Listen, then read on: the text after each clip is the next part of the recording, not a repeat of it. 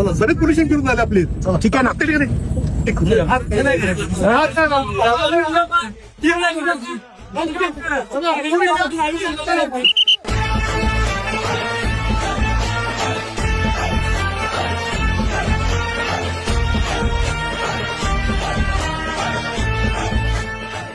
त्या कंपनीने बऱ्याच कामगारांना कामावरून कमी केलं. माझ्यावरती काय ऍक्शन घ्यायची असेल ना ते लेबर कोड घेईल की. तुम्ही तेवढं सांभाळा.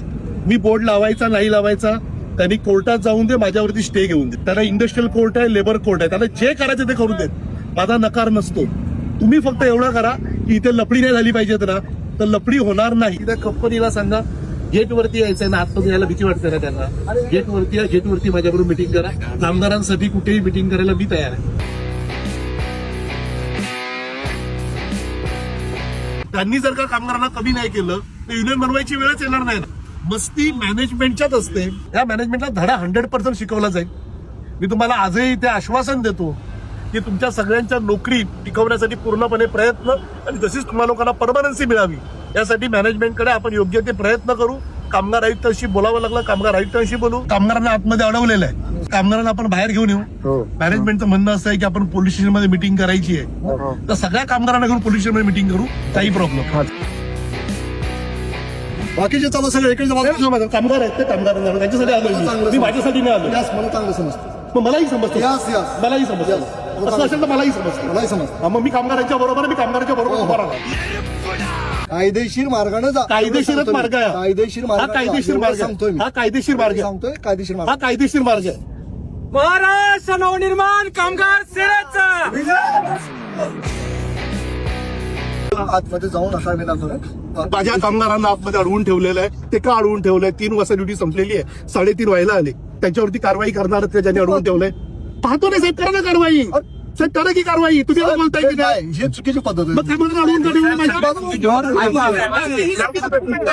सर्व चुकीचं कसं काय? निगेटिव्ह स्टँड तुमचा आहे, माझं मी पॉझिटिव्ह आहे. मग कामगार बाहेर येऊन आम्ही इथे थांबतोय. कामगार बाहेर येऊन इथे थांबतोय. कामगार बाहेर येऊन कामगारांना अडवून ठेवणं ही पद्धत नाही. मी सांगितलं ना.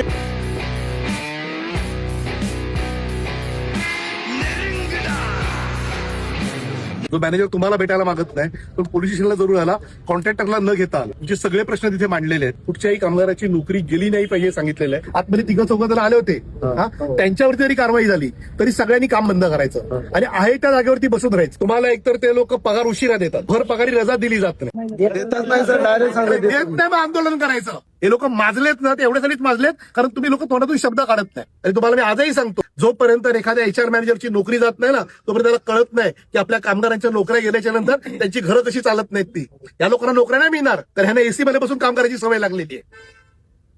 तुम्ही लोक मशीनवरती काम करता, ना तणामध्ये काम करता, पाणी न पिता काम करता. हे दर 5 मिनिटांनी एक चहा पित असते. तुम्ही आवाज करा, तुमच्या पाठीशी महाराष्ट्र नवनिर्माण सेना खंबीरपणे उभी आहे. लय लिस्टेड कंपन्या करतोय ना, त्याला दाखवतो लिस्टेड कंपनी कशी असते ती. तरी सुद्धा मला या मॅनेजमेंटवरती विश्वास नाही. त्या लोकांना काय धडा शिकवायचा आहे तो बाहेर आम्ही शिकूच.